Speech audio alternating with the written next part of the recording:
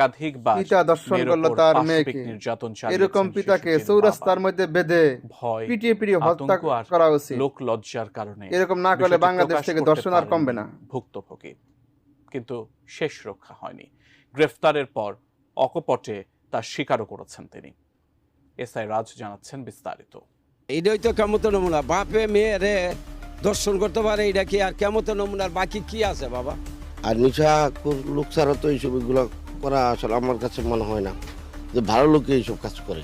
সবাই মিলে ধরলাম, ওনারা শিকার হয় না, পরে নোংরা যে ফালায় রাখছে, নোংরা খুঁজে বাই করলাম, তার পরবর্তীতে শিকার গেছে, ভাই আমি এটা ভুল করে লাইছি, আমার ক্ষমা করে দেন।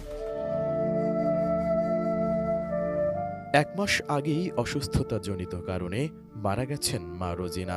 3 ভাই বোন মিলে বাবার সাথে রামপুরার পূর্ব হাজীপাড়ায় ফুল ভিডিও লিংক ডেসক্রিপশনে দিয়ে দিলাম। সাদিয়া মাহারা ছোট ভাই